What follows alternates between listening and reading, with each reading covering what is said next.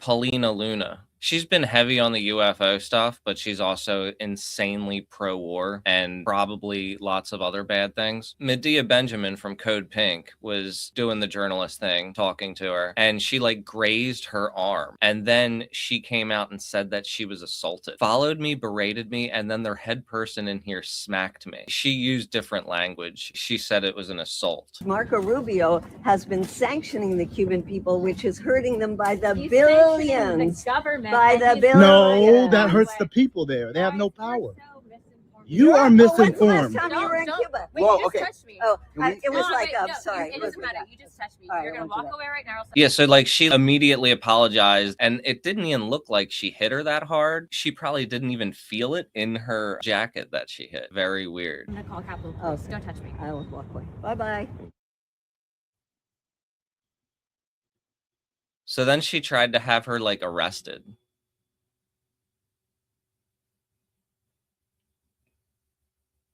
They have no power. You are When's the last time you were in Cuba? Oh, okay. Oh, Yeah, from behind, that doesn't even look like anything.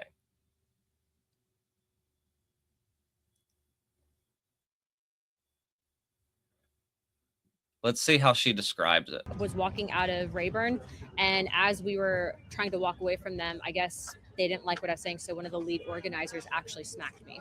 And so at that point, I broke contact. Can you like reenact how you were hit? If just I was literally walking, trying to walk away from this person, and they smacked me. In what part of the body? They smacked my arm.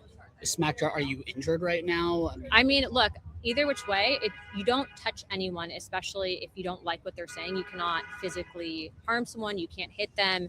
You can't block people from being able to vote. And so what I will say is I have filed charges. There's footage of this. They have multiple angles of this. There was multiple witnesses. We have people that filed statements as well. And I think that she's going to be getting in a lot of trouble. You cannot do that to people.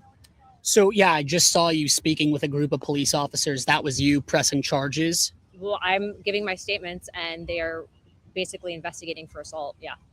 Okay. So ultimately, they determine whether or not we can actually press charges, but I think they have more than enough evidence. So we'll know later on today. But if you're able to, you definitely will be. Yeah, you can't hit people. What do you hope happens to the person that Look, we live in a day and age when people feel like they They're hitting her with some good questions though, because it's making her look even more ridiculous. Can hurt people because they disagree with them politically. We've seen this happen to many conservatives, but I'm sure it also happens on the left as well.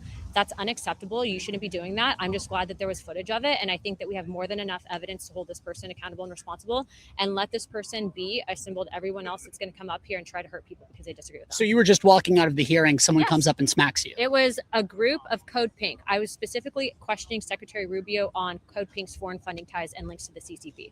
And that was the group that was surrounding me. They at one point tried to block me from actually walking across the street to come vote, which you cannot do. And then when I did not give them responses that they liked, I got smacked. Based off your conversations with police, and ultimately it's going to be up to their investigation, but do you think that this person's going to be arrested? Yes, without a doubt. For assault? Yes. If you could.